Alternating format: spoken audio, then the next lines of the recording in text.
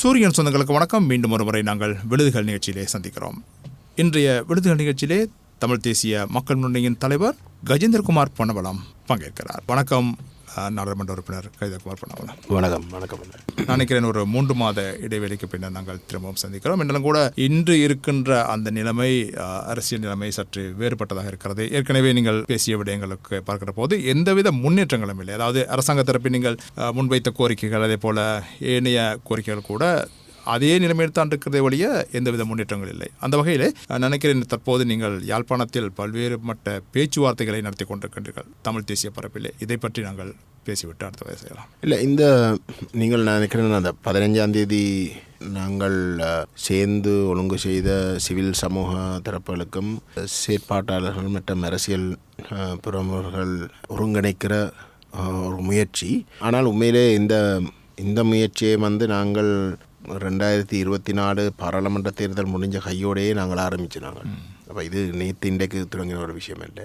அந்த முயற்சி ஆரம்பித்தது உண்மையிலே கட்சிகளுக்கு இடையிலே ஒரு பொது நிலைப்பாட்டை எடுக்க ஓடமுண்டு. இப்பொழுது தமிழரசு கட்சி உடைய பாராளுமன்ற குழு தலைவராக திரு ஸ்ரீதரன் அவர்கள் இருந்தவர். தமிழரசு கட்சிக்குள்ளே தலைவர் செயலாளர் பதவியில் ஒரு இழுபறி நடைபெற்ற ஒரு காலம். இப்போ அந்த வகையில் பாராளுமன்ற குழு தலைவர் என்றது தான் ஒரு உறுதியான ஒரு பதவியாக இருந்த அந்த ஸ்ரீதரன் அவர்களோட நாங்கள் கதைச்சினாங்க. அதே போன்று ஜனநாயக தமிழ் தேசிய கூட்டணி செல்வம் அடைக்கலநாதனுடையும் பாராளுமன்றத்தில் கதைச்சு நாங்கள் இந்த கட்சிகளுக்கு இடையிலே ஒரு இணக்கப்பாட்டை ஏற்படுத்துவோம். ஏனென்றால் அரசாங்கம் 2024 பாராளுமன்ற தேர்தலுக்கு பிற்பாடு வடக்கிலே 18 வீதமான வாக்கை பெற்று கிழக்கிலே 20 வீதமான வாக்கை பெற்றிருந்தாலும் கூட வெறுமனே 18 வீதமான வாக்களை பெற்றிருந்தாலும் அவை காட்டி கொண்டது தங்களுக்கு தமிழ் மக்கள் ஆணையை வழங்கியிருக்கிறார்.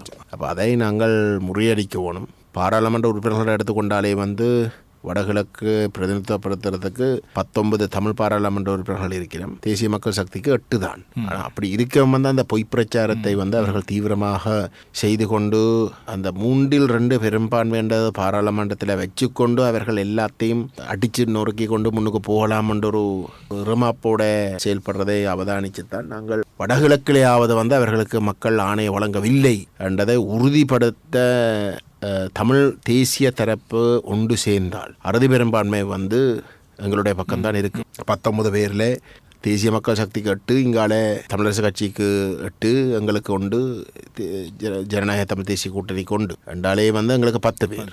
அப்போ அதை நாங்கள் தெளிவாக அவர்களிடம் தமிழ் மக்கள் ஆணை வழங்க இல்லை என்றதை நாங்கள் நிரூபிக்கக்கூடியதாக இருக்கும். அப்போ இதை உணர்ந்து தான் நாங்கள் பேச்சுவார்த்தைகளை உடனடியாக ஆரம்பித்தோம். ஆனால் உங்களுக்கு தெரியும், தமிழரசு கட்சிக்குள்ளே ஒரு சில பதவி மாற்றங்கள் நடைபெற்று கட்சி தலைவராக CVK சிவஞானமும் கட்சியுடைய செயலாளராக சுமந்திரனும் தெரிவு செய்யப்பட்ட உடனே அவர்கள் அந்த பேச்சுவார்த்தையிலிருந்து விலகினர். அப்போ அவர்கள் விலகி கொண்டாலும் கூட நாங்கள் தொடர்ந்தும் அந்த பேச்சுவார்த்தை ஸ்ரீதரன் அவர்களோடையும் செல்வத்தோடையும் நாங்கள் பேசி கொண்டிருந்த காலகட்டத்தில் நாங்கள் சிவில் சமூகத்தோடையும் பேச தொடங்கினோம். பேசி நாங்கள் இந்த கட்சிகளுக்கும் சிவில் சமூகத்துக்கும் இடையில் ஒரு பொது நிலைப்பாட்டை ஏற்படுத்துறதுக்கான முயற்சி நாங்கள் அப்பத்தான் ஆரம்பிச்சினாங்க. அதனுடைய அவசரத்தையும் அவசியத்தையும் நான் நினைக்கிறேன் இந்த சுவிட்சர்லாந்து நாடு ஒரு சர்வகட்சி பாராளுமன்ற குழுவை சுவிட்சர்லாந்துக்கு அழைத்து இங்கே ஒரு தீர்வுக்கான ஒரு முயற்சியை செய்வதற்கு அவர் ஆரம்பித்தார்கள். அப்போ அது எங்களை பொறுத்தவரையில் அது ஒரு தவறான பாதையில் போக தொடங்கினது. அதாவது சுவிஸ் அரசாங்கம் செய்கிறது தவறு என்று நான் சொல்ல வரையில்லை. ஆனால் அரசாங்கம் அதில் பதிவு செய்த கருத்துகள் எங்களை பொறுத்தவரை மிகவும் ஆபத்தானவை. அவை அந்த 2015 இருந்த 19 காலப்பகுதியில் தயாரித்த புதிய அரசியலமைப்பு யோசனைகளை தாங்கள் நிறைவேற்றப் போவதாக சொல்லியிருந்தார். இப்போ நாங்கள் சொன்னாங்கள் அது அந்த யோசனையை தயாரித்தபடியால் இன்றைக்கு தமிழரசு கட்சி மக்களால் வெறுக்கிற ஒரு நிலைக்கு போயிருக்கிறோம். தமிழ் மக்கள் அந்த யோசனைகளுக்கு ஆணை வழங்க இல்லை. அப்போ அதை 10 வருஷத்துக்கு மேலே தயாரித்து 10 வருஷத்துக்கு மேலே ஆச்சு. நீங்கள் புதுசாக நீங்கள் கட்சிகளோட கதைக்கணும். அவே தெளிவாக அந்த இடத்துல சொன்னவை இல்லை, அந்த யோசனைகள் தயாரிக்க நியாயமான அளவுக்கு மக்கள் மட்டத்தில் போய் கதைச்சு பேசி ஆலோசித்து தான் அது தயாரிக்கப்பட்ட. அவை திரும்பவும் புதுசாக கதைக்க வேண்டிய தேவையில்லை. கட்சிகள் கதைக்கிறதுக்கு பாராளுமன்றத்தில் அதை நிறைவேற்றத்துக்கு சமர்ப்பிக்கின்ற பொழுது நீங்கள் உங்களோட பேச்சுகளை நீங்கள் உங்களோட கருத்துக்களை பதிவு செய்யலாம்.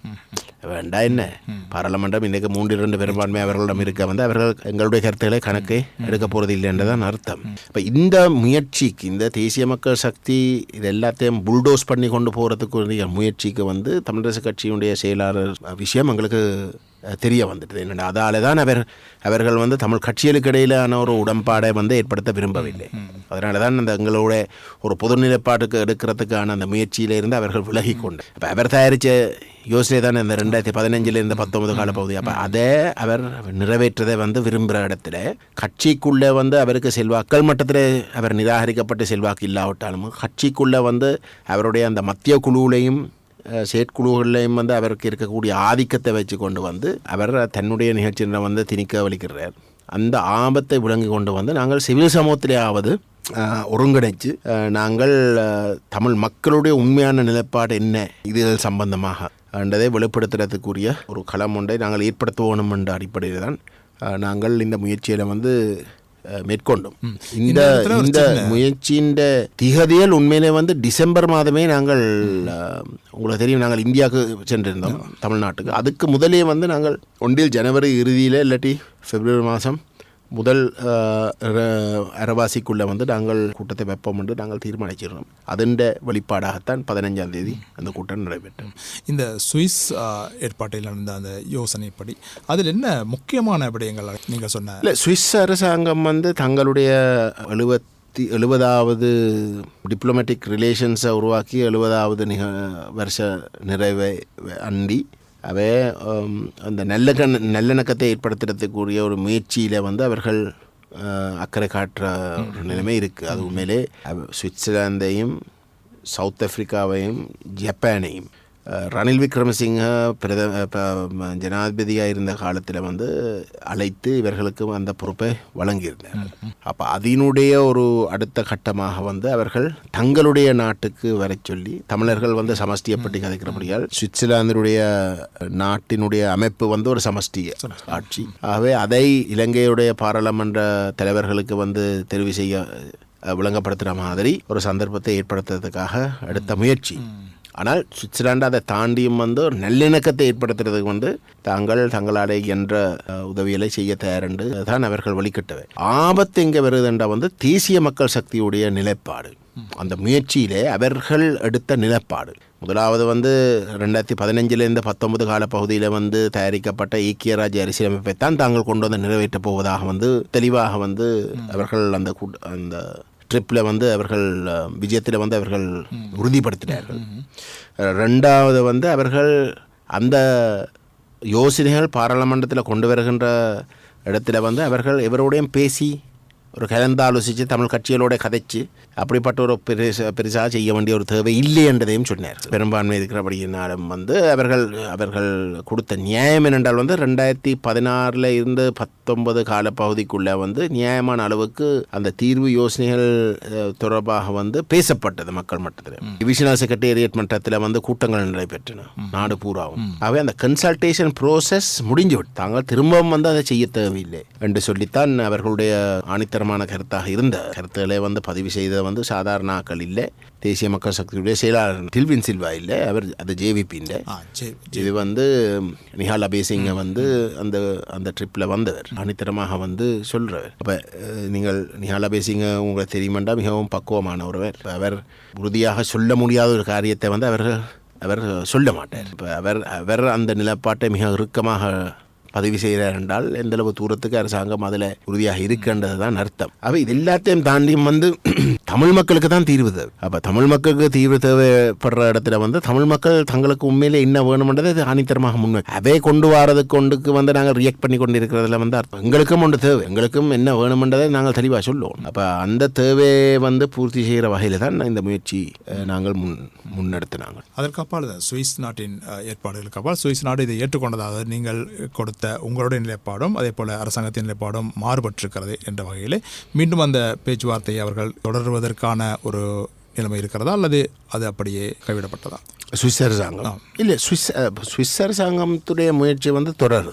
எங்களையும் வந்து அதுக்கு வர சொல்லி நாங்கள் 2 தடவை வந்து அந்த விஜயத்துக்கு பிறகு 2 தடவை வந்து சுவிஸ் அம்பாசடர் இல்லத்தில் வந்து இந்த கட்சி பிரதிநிதிகள் வந்து சந்திச்சு. ஆனால் நான் அவதானித்தது என்னென்றால் அதில் கட்சி தலைவர் என்ற வகையில் நான் மட்டும்தான் இருக்கேன். தமிழரசு கட்சியில் சத்தியலிங்கம் தான் வாரவர், ஜனநாயக தமிழ் தேசிய கூட்டணியிலிருந்து சுரேஷ் பிரேமச்சந்திரன் வாரவர். ஆனால் மெட்ட பக்கத்தில் இருந்து பார்த்தீங்கன்னா தேசிய மக்கள் சக்தியுடைய செயலாளர் என்று நிஹாலா பேசிங் கலந்து கொண்டாலும் கூட எல்லோருக்கும் தெரியும் அவருக்கு அங்கே எந்த விதமான அதிகாரமும் இல்லை. அவர் ஒரு முகவர். அவரே சொல்லுவார் தான் இந்த இடத்துல சொன்னால் அது மேலிடத்தில் இருந்து உறுதிப்படுத்தப்பட்ட ஒரு விஷயமாக இருக்கும். ஆனால் அதை தாண்டியும் தான் இங்கே ஒரு தானாக ஒரு முடிவு கொண்டும் நிலப்பாடு கொண்டும் அறிவிக்கிறார். அப்போ அவருக்கு பேசுறதுக்கு கூட ஒரு அதிகாரம் கிடையாது. அப்போ அதை நான் உடனே அவதானிச்சேன். நான் ரெண்டாவதாக நான் பார்த்தேன் அந்த கூட்டங்களில் என்னுடைய கருத்துக்களை அறிகிறது தான் கூடுதலாக எல்லாருக்கும் ஒரு தேவை இருந்தது. அப்போ இதில் பொதுவாக தமிழ் தரப்பில் இப்போ இனப்பிரச்சனைக்கு தீர்வுண்டா தமிழ் தரப்புடைய ஒரு இணக்கப்பாடுக்கு வாரது. தமிழ் தரப்புன்ற வார இடத்துல எல்லோருக்கும் தெரியும் நாங்கள் தமிழ் தேசிய மக்கள் முன்னே தான் ஒரு உறுதியான ஒரு நிலைப்பாடு எடுக்கிற ஒரு தரப்பு. மற்ற தரப்புகள் எல்லாம் தமிழ் தேசியத்தை கைவிட்டதுன்றதான் குற்றச்சாட்டு. சரி, கரைக்கிறதுக்கு இணங்கினவே 16 வருஷமாக அப்படி செய்தபடியால் தான் இன்றைக்கு அவை கணிசமாக செல்வாக்கு இழந்து போயிருக்கிறோம். இப்போ அப்படிப்பட்ட ஒரு இடத்துல இப்போ நாங்கள் எங்களுடைய கருத்துகள் என்ன என்றதை அறிகிற ஒரு நோக்கத்தில் தான் அந்த கூட்டங்கள் நடைபெற்று. அப்போ ஒரு கட்டத்தில் 3வது சந்திப்பு நடைபெறுவதற்கு முதல் நான் அந்த கூட்டத்தில் தெளிவாக சொன்னேன் 2இல் 1 நடக்கணும். ஒன்றில் மற்ற கட்சிகளுடைய உறுப்பினர்கள் தலைமை பொறுப்பில் இருக்கிறவர்களாக இருக்கணும்.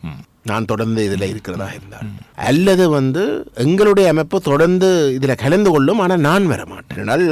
அப்படி நான் வர தேவை இல்லை. நான் வாரதென்றால் கதைச்சு பேசி ஒரு முடிவெடுக்கக்கூடிய ஒரு அரங்கிலே நான் வாரதில் பிரயோசனம் இருக்குது. என்னடா நான் ஒரு கருத்தை சொன்னால் நான் அதில் இருந்து பின் வாங்கல, நான் தான் கட்சியின் தலைவர். ஆனால் மற்றவர்கள் எவரும் அந்த பொறுப்பில் இல்லாதவர்கள். அவர்கள் எனக்கு ஒன்று சொல்லி போட்டு இப்போ இந்த நாளைக்கு திருப்பி வேற அவங்க அதிலிருந்து பின்வாங்கி சொல்லுவாங்க இல்லை தலைமைத்துவம் அதை ஏற்க இல்லை, அந்த நிலப்பாட்டை நான் வலியுறுத்தலாண்டு. ஆனால் நான் அதை செய்யலை. அப்போ அது பொருத்தம் இல்லை. அப்படி கொண்டு போகிறது பொருத்தம் இல்லை. அப்போ நான் தெளிவாக சொல்லி இப்போ அதுக்கு பிறகு நான் அடுத்த கூட்டத்துக்கு போக இல்லை. ஆனால் அந்த கூட்டத்துக்கு நாங்கள் போகாமல் இருந்த இடத்துல தான் திடீரென்று சுவிஸ் அரசாங்கம் ஒரு தமிழரசு கட்சியுடைய செயலாளர் பதிற் செயலாளர் என்று சொல்கிற சுமந்திரன் கேட்டதுக்கு நாங்கள் எங்களோட ஒரு சந்திப்பை மேற்கொள்கிறதுக்கான ஒரு முயற்சி எடுக்கப்பட்டது. அந்த முயற்சியை எங்களை பொறுத்தவரை நாங்கள் இந்த 15ஆம் தேதி சிவில் சமூகத்தோடு நாங்கள் அந்த சந்திப்புகளை உறுதிப்படுத்த இருந்த ஒரு சூழலில் அவசரமாக சுமந்திரன் இவற்றை கேட்டு சுவிஸ் தூதரத்திட்ட கேட்டு அந்த 15ஆம் தேதி கூட்டத்தை நடக்காமல் பண்ணுறதுக்காக எடுத்த முயற்சி. என்னடா நாங்கள் இல்லையாத நாங்கள் தொடர்ந்து வைக்கத்தான் போகிறோம்னு தெரிய வர அவரே அந்த 19ஆம் தேதி, அதாவது சுவிஸ் அரசாங்கத்தில் ஏற்பாட்டில் தமிழரசு கட்சிக்கும் தமிழ் தேசிய பேரவைக்கும் நடக்க இருந்த அந்த கூட்டம் 19ஆம் தேதிக்கு போட்டவை. 15ஆம் தேதி நாங்கள் சிவில் சமூகத்தோட இந்த கூட்டத்தை நடத்துறதுக்கு இருந்த. அப்போ இந்த 15ஆம் தேதி கூட்டம் நடைபெறாமல் இருக்கிறதுக்கு தான் 19க்கு அறிவிச்சவை. அவை நான் நினைக்கிறேன் எதிர்பார்த்த இப்போ 19 நாங்கள் அவையோட கதைக்கிறதுக்கு தயாரண்டபடியால் 15ஆம் தேதி சிவில் சமூகத்தோட தேவையில்லை இப்போ ரெண்டு கணக்கு போட்டிருப்பினோம். ஆனால் நாங்கள் அப்படி அல்ல. நாங்கள் சிவில் சமூகத்துக்கு இப்படி ஒரு அழைப்பு வந்திருக்கிறன்றதை நாங்கள் அவர்களுக்கு சொன்ன இடத்துல அவர்கள் சொன்னார்கள் அப்படி என்றால் இப்போ பேசுகிறதுக்கு தயாரண்டா நீங்கள் இதுக்கு அவங்களை கூப்பிடுங்க, 15ஆம் தேதி கூட்டத்துக்கே நீங்கள் அவர்களை கூப்பிடுங்கள் என்னிடம் சொல்லப்பட்ட இடத்துல தான் நாங்கள் தமிழரசு கட்சிக்கு அந்த அழைப்புதலை விடுக்கிறோம். சுவிஸ் அரசாங்கத்துக்கு சொன்னவை 15ஆம் தேதியே இதே விஷயம் 19ஆம் தேதி கதைக்கிறதுக்கு இருந்த விஷயத்தை 15ஆம் தேதி அவை கதைக்கிறதுக்கு போகிறபடியால் 19ஆம் தேதி கூட்டம் இனி தேவையில்லை என்று சொல்லி அங்கே சொல்லி போட்டு 15ஆம் தேதி கூட்டத்துக்கு நாங்கள் அழைப்பு விட்ட அவை வர இல்லையாண்டு இங்கேயும் சொல்லி போட்டு அதை நிப்பாட்டிட்டாங்க. அப்போ இதுதான் நிலைமை.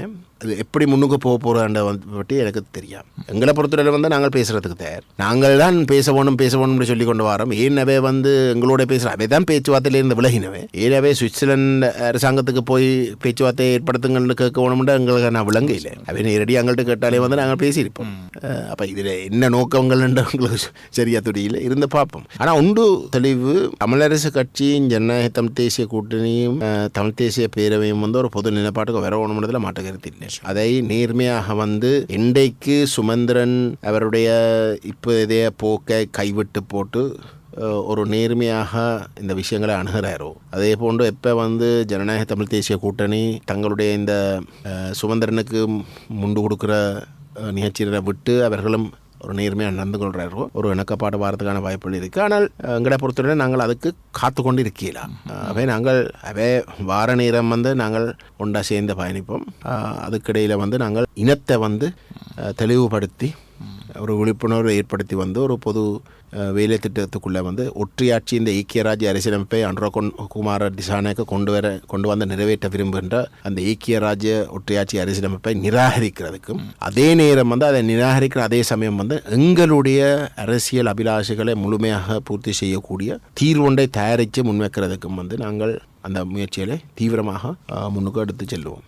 இந்த அரசாங்கத்தை பொறுத்தவரையில் நீங்கள் சொல்கிற அந்த ஒற்றையாட்சி ஏக்கிய ராஜ்யம் என்ற விடயத்தை எவ்வளவு காலத்துக்குள் அவர்கள் நிறைவேற்ற எதிர்பார்க்கிறார்கள் அல்லது அவசரமாக நிறைவேற்ற எதிர்பார்க்கிறார்கள்? இதில் என்னென்றால் இந்திரஜித்தன்னு நீங்கள் பார்க்க வேண்டியது என்னென்றால் இன்றைக்கு அரசாங்கத்துக்கு 189 பாராளுமன்ற உறுப்பினர்கள் இருக்கிறோம்.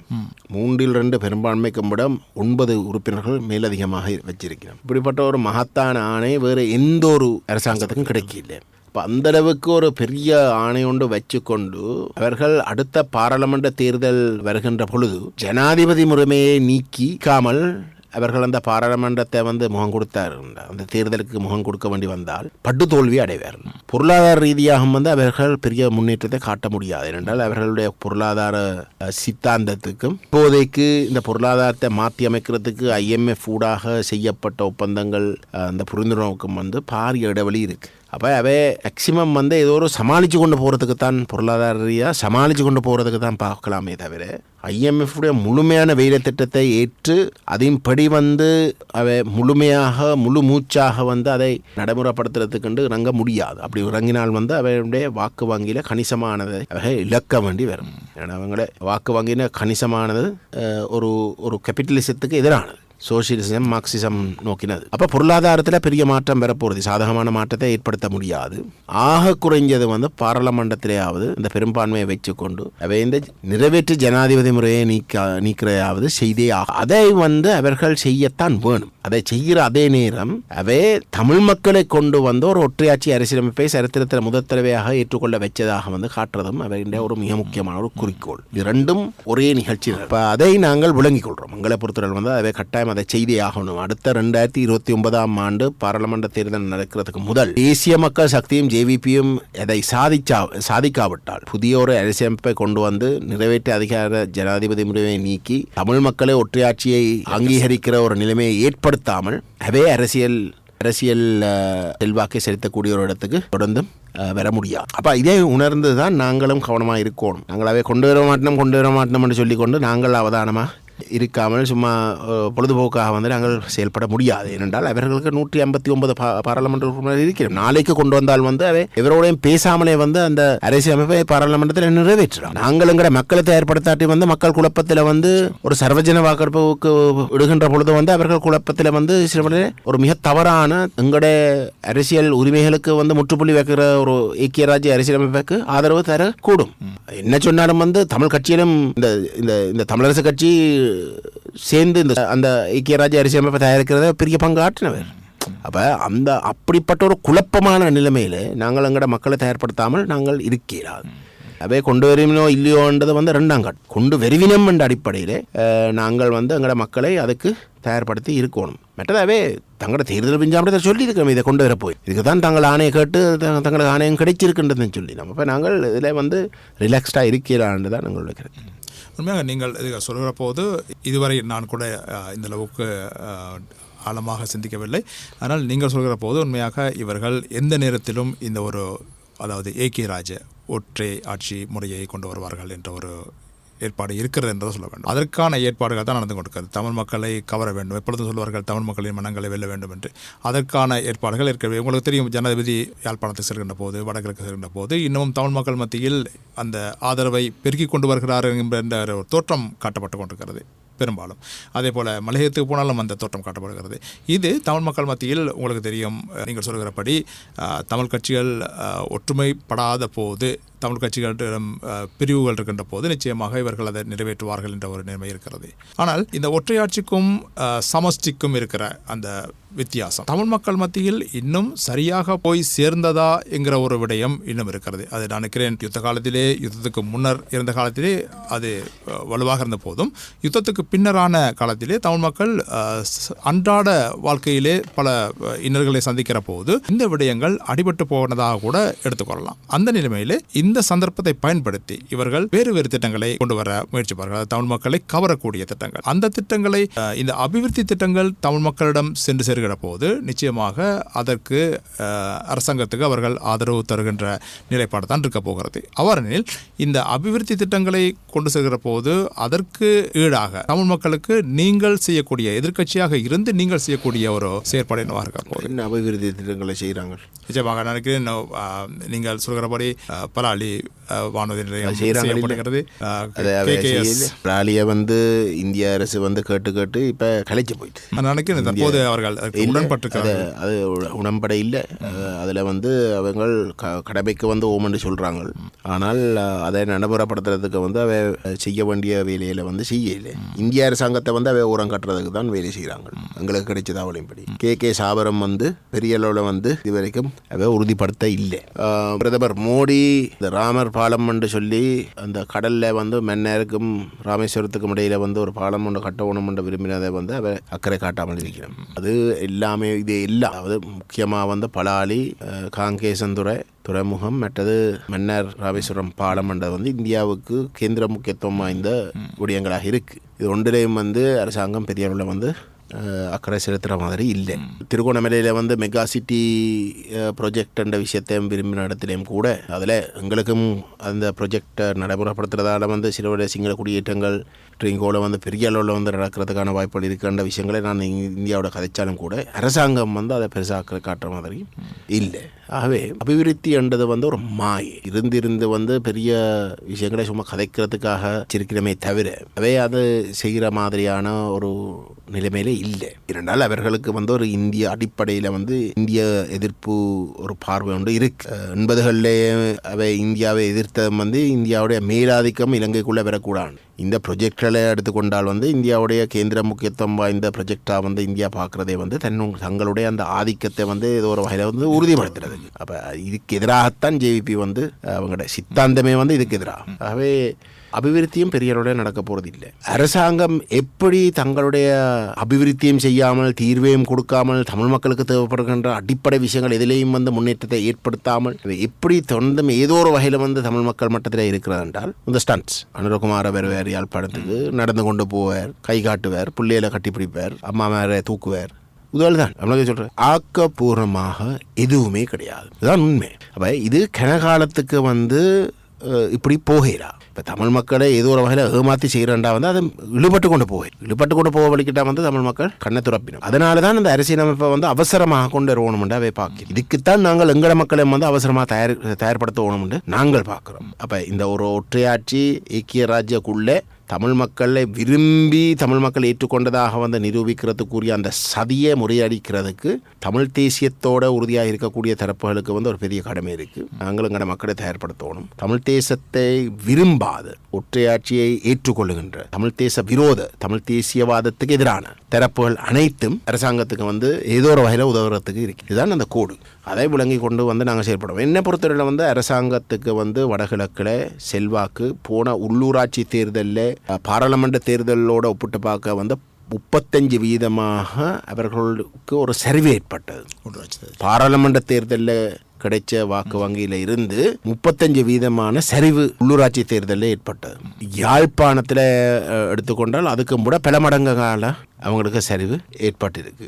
ஆகவே அரசாங்கத்துக்கு ஏதோ ஒரு வகையில் இந்த வரப்போகிற ஒரு வருஷம் 1.5 வருஷத்துக்குள்ளே அவை இந்த அரசியலமைப்புன்ற விஷயத்தை கொண்டு வராட்டி வடகிழக்கை முற்றுமுழுதாக அவை இழக்க வேண்டி வரும். அவை அதை பிற்போடையிலா. என்னோட வடகிழக்கில் கொண்டு வரதுன்ற ஒரே ஒரு நோக்கம் அவை பாராளுமன்றத்தில் இருக்கக்கூடிய பெரும்பான்மையை வச்சு கொண்டு அவை பாராளுமன்றத்தில் அவை அதை நிறைவேற்றலாம். அதில் இல்லை, சர்வஜன வாக்கெடுப்புன்ற வார இடத்துல வடகிழக்கில் இருக்கக்கூடிய தமிழ் மக்கள் அந்த அரசியலமைப்பை முற்றுமுழுதாக எதிர்த்தால் மீண்டும் ஒரு முறை கடந்த 3 அரசியலமைப்புகள் எப்படி தமிழ் மக்கள் நிராகரித்தார்களோ அதே போன்று இந்த 4வது அரசியலமைப்பையும் தமிழ் மக்கள் நிராகரித்து விட்டார்கள். ஆகவே தமிழ் மக்களுடைய இன பிரச்சனை என்ற விஷயம் இன்றைக்கும் தொடருது, தீர்க்கப்பட இல்லை என்ற ஒரு நிலைமை உறுதிப்படுத்தப்படும், மீண்டும் உறுதிப்படுத்தப்படும். அது ஸ்ரீலங்கா அரசாங்கத்துக்கு அரசு ஒரு மிகப்பெரிய சவால். ஏனென்றால் சர்வதேச சமூகம் ஒன்றை விளக்கி கொண்டது இலங்கை ஒரு மிக கேந்திர முக்கியத்துவம் வாய்ந்த இடத்துல இருக்கு. இலங்கையினுடைய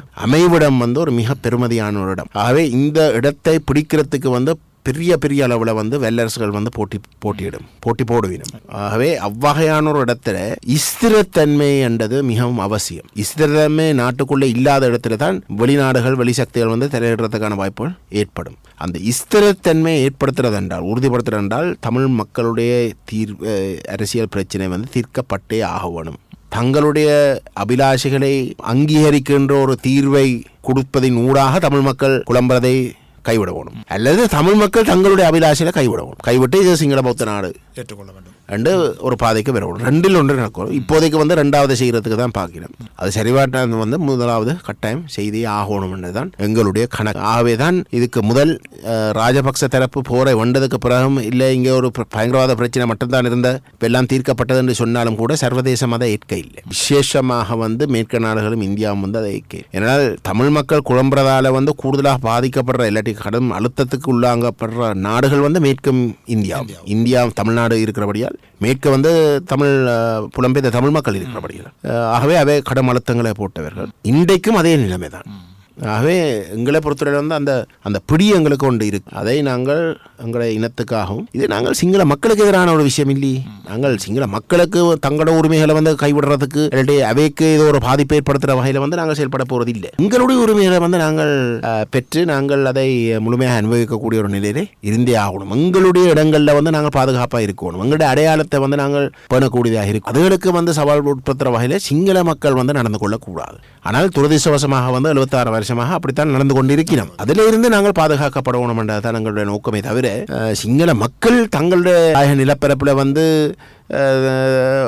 அவைக்கு ஏதோ ஒரு பின்னடைவை ஏற்படுத்த நோக்கத்தோடு நாங்கள் செயல்படுறதாக இல்லை. அப்படி ஒரு நாளும் செய்யவும் இல்லை, எதிர்காலத்தில் செய்ய போகிறதும் இல்லை. நீங்கள் எடுத்துக்கொண்ட அந்த முயற்சி எந்தளவு தமிழ் மக்கள் மத்தியில் சென்றிருக்கிறது? குறிப்பாக சிவில் சமூகத்துக்கு நீங்கள் பேசியிருக்கின்றீர்கள். எந்த அளவுக்கு அது ஏற்றுக்கொள்ளப்பட்டிருக்கிறது? இதனை முன்கொண்டு செல்ல வேண்டும் என்ற வேட்கை எந்த அளவுக்கு இருக்கிறது? இப்போ இதில் இப்படித்தானே இந்திரஜித் தானே, நாங்கள் இந்த நிலப்பாட்டை இன்றைக்கு நாங்கள் சொன்னாலும் இந்த நிலப்பாட்டில் இருந்து விலகின மாதிரி தமிழ் தேசிய கூட்டமைப்பு 2010 தங்களுடைய போக்கை காட்டப்படிக்கிட்டு நாங்கள் அதை சொல்ல சனமும் ஆரம்பத்தில் அதை பெருசாக நம்பாவிட்டாலும் இப்போ நம்புகிற இடத்துல தான் அவர்களுக்கு அந்த செல்வாக்கு குறைஞ்சு கொண்டு வருது. எந்த அளவுக்கு குறையுதுன்றால் தமிழ் தேசிய கூட்டமைப்புடையும் தமிழரசு கட்சியுடையும் இன்றைக்கு இருக்கக்கூடிய மூளையாக கருதப்படுகின்ற சம்பந்தனுக்கும் சுமந்திரனுக்கும் இன்றைக்கு இருக்கக்கூடிய நிலைமை சம்பந்தன் அவர்களுடைய இறுதி கிரியைகளுக்கு தமிழ் மக்கள் போக இல்லை. எல்லாருக்கும் அது தெரியும். அப்போ நீங்கள் சும்மா பொதுவாக எடுத்துக்கொண்டா திரு இரா சம்பந்தன் சொன்னால் ஒரு பெண்ணாம் பெரும் தலைவராகத்தான் காட்டப்படுது. இலங்கை அரசே அவர் ஒரு பெண்ணாம் பெரிய தலைவராக தான். ஆனால் தமிழ் மக்கள் அப்படி அவருக்கு அந்த அங்கீகாரத்தை கொடுக்க இல்லை. அப்போ நான் கேட்குறேன், ஏன் இந்த அளவுக்கு விழுந்தது? இதே ஆக்கள் 2009 பெரும் தலைவர்களாக தானே பார்க்கப்பட்டு சரிண்ணா ஏகப்பிரதிநிதியாக தானே பார்க்கப்பட்டு. காரணம் இவை தமிழ் தேசிய நிலப்பாட்டுக்கு நேர்மையாக பயணிக்க இல்லை. வாக்கை பெறுவதற்கு ஒரு நிலப்பாட்டை சொல்லிக்கொண்டு வாக்குக்கு கிடைச்சதுக்கு பிற்பாடு அதுக்கு நேர் மாறாக மக்களை மதிக்காமல் மக்கள் வழங்கின ஆணையம் மதிக்காமல் அவே வாக்கு கிடைச்சாதானே எங்களுக்கு போட்டாச்சாதானே இனி நாங்கள் பார்த்துக்கொள்ளணும் அடிப்படையில் போனபடியால் தான் அவர்கள் இந்த அளவு தூரத்துக்கு ஒரு வீழ்ச்சி அப்படின்னு சொல்கிறேன். அப்போ இன்றைக்கு இப்போ இந்த கருத்து உண்மையிலே எடுபட இல்லை என்று சொன்னால் ஏன் சந்திரசேகரன் தியாக தீபம் திலீபன் அவர்களுடைய நினைவு கூட்டத்துக்கு போக வேண்டிய ஒரு இடத்துக்கு தள்ளப்படுறார்? ஏன் தள்ளப்படுறார்? தமிழ் தேசியவாதம் தோத்து போயிட்டுது. 2009 பிறகு இது கணக்கே எடுக்கிறாங்க இல்ல தமிழ் மக்கள் என்றதுதான் உண்மை என்றால் அவர்கள் இவ்வளவுக்கு அவதிப்படுத்த வேண்டிய தேவை இல்லை. எங்களை பொறுத்தவரையில அப்படி அல்ல. மாறாக தமிழ் மக்கள் தமிழ் தேசியத்தில் இன்னும் உறுதியாகத்தான் இருக்கிறார். அதுல இருந்து விலகவில்லை. அவர்களுக்கு இருக்கக்கூடிய ஒரே வழி ஏமாத்தி ஏதோ ஒன்று செய்து சதி செய்து அவர்களை சட்ட ரீதியாக அவர்கள் அதை கைவிட்டுறாங்க நிரூபிக்க வைக்கிறது மட்டும்தான் அவைக்கு இருக்கக்கூடிய ஒரே வழி. அதைத்தான் செய்ய பார்க்கணும். இதுதான் கடைசி இந்த சந்தர்ப்பத்தை நாங்கள் பாதுகாப்பாக தாண்டினோமாக இருந்தால் தமிழ் மக்களுக்கு தீர்வு கொடுக்கறது தவிர்க்க முடியாத ஒரு விஷயமாக மாறும். அதுதான் எங்களுடைய கணக்கு. அந்த அடிப்படையில் தான் நாங்கள் உறுதியாக வந்து செயல்பட்டு கொண்டு வரோம். இந்த விடத்தை நீங்கள் சொல்கிறபடி இந்தியா இதில் முக்கியமான பங்கை வைக்க வேண்டும், அதற்கு தமிழ்நாடு இன்னும் காத்திரமான பங்கை வைக்க வேண்டும். உங்களுடைய சந்திப்பு தமிழக முதல்வரோடு, அந்த சந்திப்புக்கு தற்போது அங்கு ஒரு தேர்தல் எதிர்கொள்ளப்பட்டு கொண்டிருக்கிறது. இந்த நேரத்திலே தமிழக முதல்வரின் இந்த முன்னெடுப்புகள், நான் நினைக்கிறேன் நீங்கள் சென்று வந்த பின்னர் தமிழக முதல்வர் இலங்கை தமிழர்களை பற்றி கதைப்பது அதிகமாக இருக்கிறது என்று சொல்ல வேண்டும். அந்த வகையிலே அவருடைய அந்த அழுத்தங்கள் இந்திய மத்திய அரசாங்கத்துக்கு எந்த அளவு சென்றிருக்கிறது, உங்களுடைய அந்த பயணத்தின் அல்லது அது எந்த அளவுக்கு சேர்ந்திருக்கிறது என்பதை. பயணம் வந்து ஒரு முழுமையான ஒரு வெற்றி என்றதில் மாற்றுக்கிறது இல்லை. ஆனால் அந்த வெற்றியாக அது முழுமையாக இருந்தாலும் கூட வந்து அது ஒரு ஆரம்பம். உங்களுடைய நோக்கம் வந்து நீங்கள் இந்தியாவை எடுத்துக்கொண்டால் வந்து இந்தியா ஒரு நாடாக, ஒரு வல்லரசாக இந்தியா வேறொரு நாட்டில் நடக்கிற விஷயங்களில் வந்து தலையிட்டு இருக்கின்றால் அதை எப்படி தலையிட்டு இருக்கிறோம் என்று பார்த்துறீங்கன்னா, இந்தியாவுடைய ஒரு உள்வீட்டு பிரச்சனையாக வந்து அதை இன்றைக்கு மாறுதோ அன்றைக்கு தான் அவை தலையிடுறதுக்கு முடிவெடுக்கும். பங்களாதேஷை எடுத்துக்கொண்டால் வந்து பங்களாதேஷில் வந்து அவை பங்களாதேஷ் பிரித்து பாகிஸ்தானாக வந்து இருந்ததில் இருந்து பங்களாதேஷுக்கு வந்து சுதந்திரம் பெறுவதற்கு வந்து இந்தியா தலையிட்ட இடத்துல பங்களாதேஷ் மக்கள் வந்து இந்தியாவுக்கு வந்து சைலம் அகதிகளாக வந்து பெரும் எடுப்பில் வந்து இந்தியாவுக்குள்ளே அவர்கள் வாரதால வந்து ஒரு பெரும் பிரச்சனை பங்காலையில் வந்து ஏற்பட்ட பொழுது, கல்கத்தா பக்கத்தில் வந்து ஏற்பட்ட பொழுது அது ஒரு உள்வீட்டு பிரச்சனையாக கருதி வந்து அவை தலையிட வேண்டிய ஒரு இடத்துக்கு தள்ளப்படுகிறது. அதே போல வந்து ஈழத்தமிழர்களுக்கு வந்து ஜே.ஆர். ஜெயவர்தன காலத்தில் வந்து பட்டு மோசமாக வந்து போர் மேற்கொள்ளப்படுகின்ற பொழுது தமிழ்நாடு கொந்தளிச்சு கடும் அழுத்தத்தை போடுற இடத்துல வந்து புதுடெல்லி வந்து அந்த இடத்துல வந்து தலையிட வேண்டிய ஒரு இடத்துக்கு தள்ளப்படுகிறது. ஆகவே நாங்கள் அந்த நிலைமைகளை சரியாக விளங்கி கொண்டால் புதுடெல்லிக்கு வந்து தங்களுக்கும் ஒரு பூகோள ரீதியாக வந்து ஒரு தேவை இருக்கு, கொஞ்சம் அழுத்தங்கள் போடுறதுக்கு தேவை இருக்கிறன்னு விரும்பினாலும் கூட அவர்கள் வந்து தமிழ்நாட்டை வச்சு கொண்டு தான் அந்த அழுத்தங்களை போடுகிறோம், தமிழ்நாட்டை காட்டி தான் அந்த அழுத்தங்களை போடுகிறோம். அப்போ எல்லா பக்கத்திலையும் வந்து எங்களை பொறுத்தவரை வந்து தமிழ்நாடு என்றது எங்களுக்கு ஒரு முக்கியமான ஒரு விடயம்.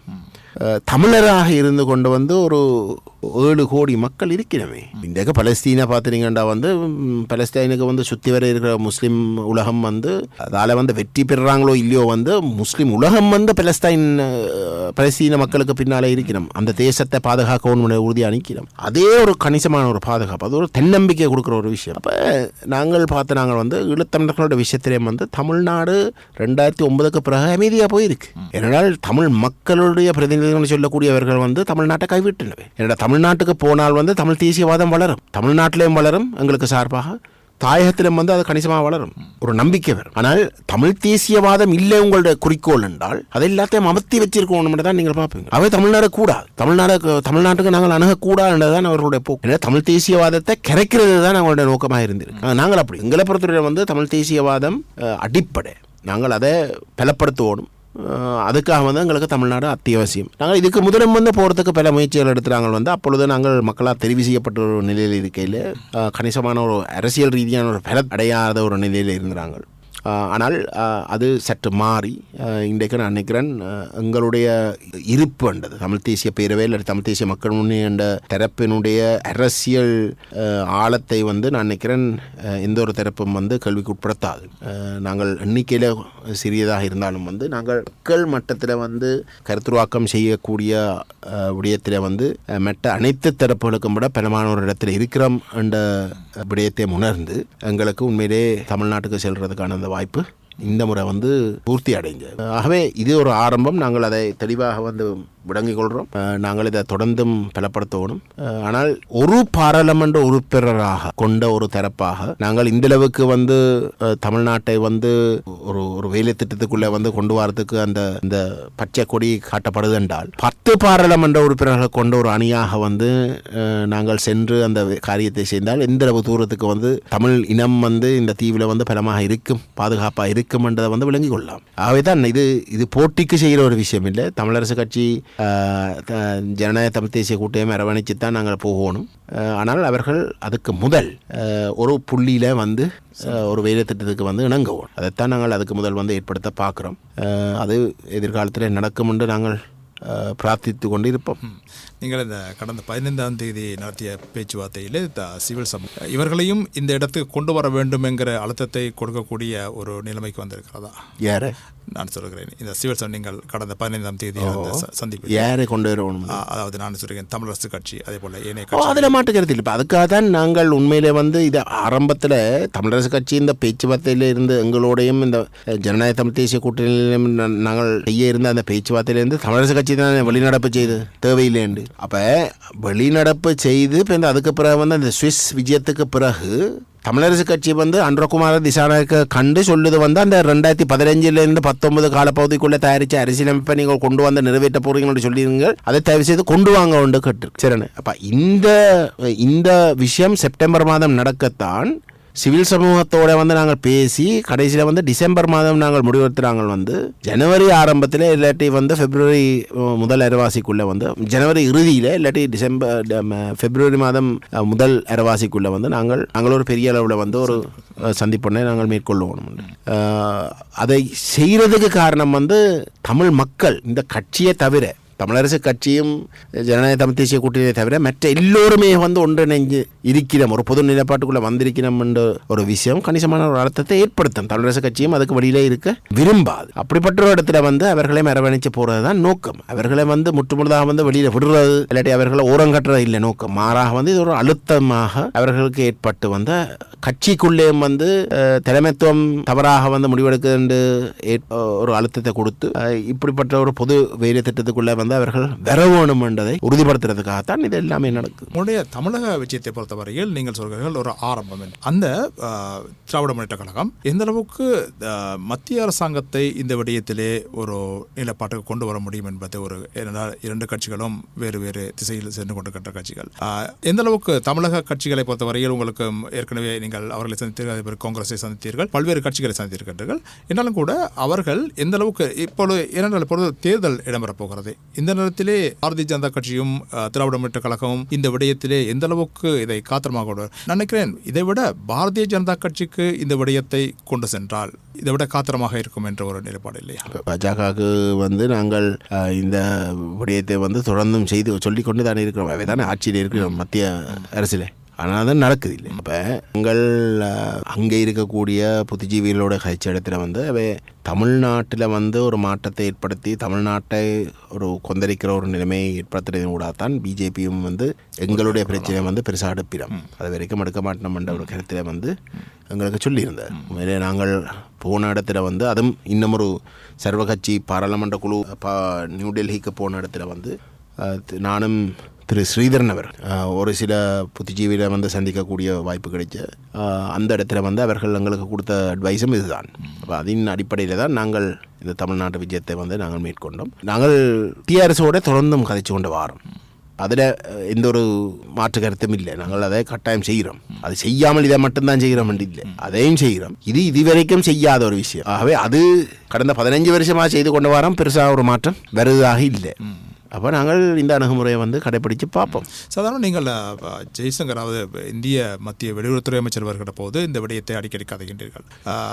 அந்த விடயத்தில் அவருடைய நிலைப்பாடு, அதாவது இந்த மத்திய அரசாங்கத்தின் நிலைப்பாடு அவர் நிச்சயமாக அவர் சொல்லக்கூடியதாக இருக்கும். எந்த அளவுக்கு அவர் இதனை உணர்ந்து கொள்கிறார், அல்லது மத்திய அரசாங்கத்துக்கு இந்த விடயத்தை கொண்டு செல்ல வேண்டும் என்பது, அல்லது இலங்கை அரசாங்கத்துக்கு அழுத்தம் கொடுக்க வேண்டும் என்ற நிலைப்பாடு எந்த அளவுக்கு? இந்தியாவை பொறுத்தவரையில் வந்து இந்தியா இலங்கை ஒப்பந்தத்தை கைச்சாத்துறது, அதை நடைமுறைப்படுத்தின பெயரில் வந்து 13ஆம் திருத்தம் கொண்டு வரப்பட்ட ஒற்றையாட்சிக்குள்ளே இருக்கிற ஒரு விஷயம். அது ஒரு தீர்வு இல்லைன்றது எல்லோருக்கும் தெரியும். 38 வருஷமாக வந்து நடைமுறைப்படுத்துன்னு சொல்கிறோம்டா அதுக்கு முட வந்து அதோட படுதோல்வியை வந்து நிரூபிக்கிறதுக்கும் ஒன்றும் இல்லை. அப்படி நிலைமை இருக்கே நாங்கள் மட்டும்தானே சொல்கிறோம் வந்து இதை தாண்டி ஒரு சமஷ்டி தீர்வு அத்தியாவசியம். மெட்டவே வந்து ஜெய்சங்கரை சந்திக்கிற இடத்துல வந்து 13ஆம் திருத்தத்தை 38 வருஷமாக கேட்ட மாதிரி வந்து நடைமுறைப்படுத்தி தாங்கோன்றது தான் இப்போவும் கேட்குறாங்க. தமிழரசு கட்சி 8 பேர் கொண்ட பாராளுமன்ற உறுப்பினர்களை கொண்ட ஒரு கட்சி, அவையும் அதை தான் கேட்கிறோம். அதே போல் வந்து ஜனநாயக தமிழ் தேசிய கூட்டணியும் வந்து அதை தான் கேட்கிறோம்.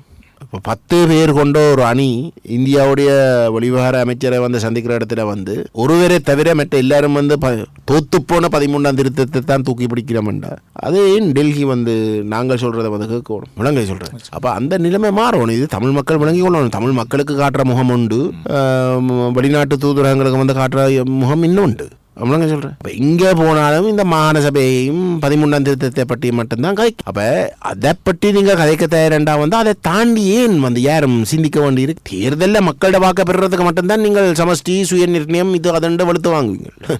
கிடைச்ச உடனே வாக்கு பெற்ற உடனே வந்து 13ஆம் திருத்தம் ஒற்றையாட்சியும் ஏக்கிய ராஜ்யமும் எவ்வளோங்க சொல்கிறேன். அப்போ இந்த நிலைமை மக்கள் முடங்கி கொள்ளணும். இது தொடரப்போகுதென்றால் இவைக்கு நீங்கள் திரும்ப வந்து அந்த சந்தர்ப்பத்தை கொடுத்துறீங்கண்டா வந்து நாங்கள் அதன் விளைவுகளை வந்து ஏற்றுக்கொள்ள வேணும். அப்படின்னு இந்த ஒற்றையாட்சி நிலைமையை அரசாங்கம் நிறைவேற்றப் போகிறது என்ற அடிப்படையில் தான் இந்த மாகாண சபை தேர்தல் கூட பிற்போடப்பட்டு கொண்டிருக்கிறது என்ற ஒரு தோட்டத்தை நாங்கள் எடுக்கலாமா? அதில் மாற்று கருத்து இல்லை. நான் உண்மையிலே இந்த பிரித்தானியாவுடைய துணை பிரதமர் அந்த இடத்திலே வந்து பேசப்பட்ட விஷயம் என்னென்றால் தெளிவாக சொன்னேன் வந்து தமிழ் மக்களுடைய ஆணை வந்து சமஷ்டிக்காக தான் கிடைச்சிருக்கு. தமிழ் மக்களுடைய இனப்பிரச்சனை தீர்ப்பதாக இருந்தாலும் கூட ஒற்றையாட்சியை நிராகரித்த ஒரு சமஷ்டி ஆட்சி முறையை மட்டும்தான் அதை தீர்க்கும். ஆனால் இந்த அரசாங்கம் அவ்வகையான ஒரு தீர்வை தமிழ் மக்களுடைய அரசியல் அபிலாஷிகள் அங்கீகரிக்கிற ஒரு தீர்வை கொண்டு வரவே மாட்டேன். அவை வந்து அந்த ஏக்கிய ராஜ்ய அரசியலமைப்பை தான் கொண்டு வர போயினோம். அதை கொண்டு வந்தே தீர்வினம். என்னடா ஜனாதிபதி முறைமையும் நீக்கி தமிழ் மக்களையும் ஒற்றையாட்சியை ஆதரித்ததாக வந்து காட்டுறதுக்குரிய ஒரு முயற்சியில் தான் அவர்கள் அக்கறை கொண்டு இருக்கிறார். இந்த அரசியலமைப்பை நிறைவேற்றுறதுக்கு முன்னம் ஒரு தேர்தலை வச்சு அந்த தேர்தலில் வந்து அவை வெற்றி பெறாவிட்டார் இல்லாட்டி கணிசமாக இன்றைக்கு பாராளுமன்றத்தில் இருக்கக்கூடிய அந்த பெரும்பான்மைக்கும் விட கணிசமாக ஒரு குறைஞ்ச ஒரு வாக்கு வங்கியைத்தான் காட்டக்கூடியதாக இருந்தால் அந்த அரசியலமைப்பை கொண்டு வந்து நிறைவேற்றதையும் வந்து அவையால் ஒரு செய்ய முடியாத ஒரு காரியமாக மாறும். ஆகவே அதை செய்கிற வரைக்கும் அதை செய்யாமல் வந்து அடுத்த தேர்தலுக்கு போகிறார். அவை படுதோல்வியான பொருளாதாரத்தில் ஒரு முன்னேற்றத்தையும் காட்டலாம். அப்போ அதை செய்ய வேணும் என்றால் மாகாண சபை தேர்தலை மேக்சிமம் வந்து பிற்போடுறது தான் அவை விரும்பிவினோம். ஆனால் அரசியலமைப்பு ஒன்று கட்டாயம் கொண்டு வர வேணும். கொண்டு வரதாக இருந்தால் அது தமிழ் மக்களுடைய இனப்பிரச்சனைக்கு ஒரு நாளும் ஒரு தீர்வாக இருக்காத ஒரு காரியமாகத்தான் அது. நீங்கள் அந்த யாழ்ப்பாணத்தில் இடம்பெற்ற பேச்சுவார்த்தை போது திம்பு கோட்பாட்டை அடிப்படையாக கொண்டு அடுத்த கட்டம் நகர வேண்டும் என்ற ஒரு நிலைப்பாட்டை கொண்டது. இந்த திம்பு மாநாடு நிச்சயமாக ஒரு வித்தியாசமான ஒரு நிலைப்பாட்டை கொண்டு வந்தது. உங்களுக்கு தெரியும், மலையத்தில் கூட அந்த 80,000 மக்களுக்கு, அதாவது பிரஜா உரிமையற்ற நாடற்றவர்களாக இருந்தவர்களுக்கு கொண்டு வந்த மாநாடு அந்த திம்பு மாநாடு. இந்த திம்பு மாநாட்டின் கொள்கைகள் அல்லது திம்பு மாநாட்டில் எடுக்கப்பட்ட அந்த தீர்மானங்கள் தற்போது எந்த அளவுக்கு அப்போது இருக்கின்ற நிலைமைக்கும் இப்போது இருக்கின்ற நிலைமைக்கும் வித்தியாசங்கள் இருக்கின்றன. அந்த வகையிலே திம்பு மாநாட்டின் கோட்பாடுகள் தற்போது ஏற்றுக்கொள்ளப்பட வேண்டுமாக இருந்தால் நீங்கள் தற்போது பேசிக்கொண்டிருக்கின்ற விடயமும் அதுவும் ஒரே திசையில் சென்று கொண்டிருக்கிறதா அல்லது திம்பு மாநாட்டில் திம்பு மாநாட்டில் வந்து நிறைவேற்றப்பட்ட 4 அம்ச கோரிக்கைகள் வந்து அதில் 4ஆவதாகத்தான் மலைய மக்களுடைய பிரஜா உரிமை சம்பந்தப்பட்ட விஷயம் அது நிறைவேற்றப்பட்டது. இல்லை அதில் மாற்றுக்கிறது இல்லை. ஆனால் நான் அந்த டீட்டெயிலுக்கு போகாமல் நான் சொல்ல வரேன்டா, திம்பு கோட்பாடுகளில் 4 கோட்பாடுகள் இருந்தால் அதில் 4ஆவது கோட்பாடாக இருந்த மலைய மக்களுடைய பிரஜா உரிமை வந்து நிறைவேற்றப்பட்டிருக்கிறது. அப்போ இது முதல் 3 தான் ஈழத்தமிழர்கள் சம்பந்தப்பட்ட விஷயங்கள். அதில் வந்து குறிப்பாக வந்து முதலாவது வந்து தமிழர்கள் ஒரு தேசிய இனம், ஒரு தனித்துவமான தாயகம் கொண்ட ஒரு இனம். 2வது 3வது வந்து மேல் குறிக்கப்பட்ட தேசிய இனமும் தாயகத்தின் அடிப்படையில் வந்து தமிழ் தேசம் என்ற அங்கீகாரம் கிடைக்கின்றது. அந்த தமிழ் தேசத்துக்கு சுயநிர்ணய உரிமை உண்டு. இதுதான் அந்த 4 அம்ச கோட்பாடுன்ற சாராம்சம். ஏன் அந்த கோட்பாடுகள் முன்வைக்கப்பட்டது? தமிழீழ கோட்பாட்டுக்கு வந்து 77 வந்து ஒரு ஆணை கிடைச்சிருந்த ஒரு சூழலில் இந்தியா தலையிட்டு வந்து இந்த இனப்பிரச்சனையை தீர்க்க வேணும் என்று எடுத்த முயற்சியில் தமிழ் தரப்பிடம் வந்து கேட்கப்படுவது வந்து தனித்தமிழீழம் என்ற கோரிக்கையை நீங்கள் மீள்பரிசீலனை செய்வதாக இருந்தால் எவ்வகையான ஒரு இலங்கை அமைய வேணும், உங்களுடைய உரிமைகள் எவ்வகையில் வந்து பெற்றிருக்க வேணும் என்றதை நீங்கள் தயவு செய்து சொல்லுங்கள் என்று கேட்ட இடத்துல தான் இந்த தமிழ் கட்சிகள் அனைத்தும் வந்து அதில் அகில இலங்கை தமிழ் காங்கிரஸ் மட்டும்தான் இந்தியாவால் அழைக்கப்பட இல்லை. தமிழர் விடுதலை கூட்டணி எங்களை அழைக்க வேண்டாம் என்று தீவிரமாக வந்து அதில் இறுக்கமாக இருந்தவர் போட்டித்தன்மையாக வந்து எங்களை உரங்கட்ட வேணும் உண்டு. அதால் வந்து எங்களை அழைக்கவில்லை. ஆனால் மிச்ச அனைத்து ஆயுதமேந்தி போராடி கொண்டிருந்த இயக்கங்களும் தமிழர் விடுதலை கூட்டணியும் அதில் கலந்து கொண்டு அப்போ அதில் முன்வைக்கிற கோட்பாடுகள் வந்து தனித்தமிழீழம் தமிழ் தேசத்துடைய அடிப்படையிலாகத்தான் அந்த கோட்பாடுகள் அமைந்திருக்கு. இப்போ எங்களுடைய தமிழ் தேசிய அரசியல் எடுத்துக்கொண்டால் வந்து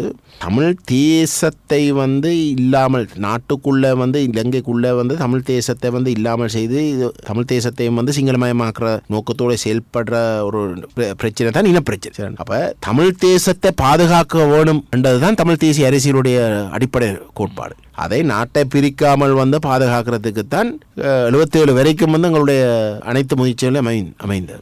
ஆனால் 77 வரைக்கும் வந்து கிடைக்கிற ஒவ்வொரு சந்தர்ப்பத்திலையும் வந்து நாங்கள் நாட்டை பிரிக்காமல் நாங்கள் ஒரு தீர்வை எட்டுறதுக்கு வந்து தேச அங்கீகாரத்தோடு வந்து எடுக்கிற அத்தனை முயற்சியும் தோல்வி அடைகிற இடத்துல அதே நேரம் இனப்படுகொலைகள் வந்து தொடர்ந்தும் தீவிரமாக வந்து மேற்கொள்ளப்பட கட்டமைப்பு சார்ந்த இனப்படுகொலை வந்து மேற்கொள்ளப்பட நாங்கள் நாடை பிரிச்சாவது வந்து தமிழ் தேசத்தை பாதுகாக்க வேணும்ன்றதுதான் எங்களோட முடிவாயிருக்கும். அதுக்கு ஆணை 77 பெற்றதுக்கு பிறகும் கூட ஒவ்வொரு முறை பேச்சுவார்த்தை நடக்கிற ஒவ்வொரு சந்தர்ப்பத்திலையும் பேச்சுவார்த்தைக்கு போகிற நேரம் வந்து தனித்தமிழீழத்துக்கு மாற்றீடாக ஆனால் தமிழ் தேசம் பாதுகாப்பாக ஒரு தீர்வை எட்டுறதுக்குத்தான் அந்த முயற்சி. அது அனைத்துமே வந்து திம்பு கோட்பாடுகளை மையமாக கொண்டுதான் முன்னெடுக்கப்பட்டன. அது இம்பூல இருந்து கடைசியாக நடைபெற்ற ஒஸ்லோ தீர்மானம் வரைக்கும் ஒஸ்லோ முயற்சி வரைக்கும் அந்த திம்பு கோட்பாடுகள் அடிப்படையில் தான் தீர்வு என்ற விஷயத்தை நாங்கள் எட்டி செல்லலாம் என்ற ஒரு நிலைப்பாட்டை ஏகோபித்த அளவுக்கு வந்து தமிழ் தேசிய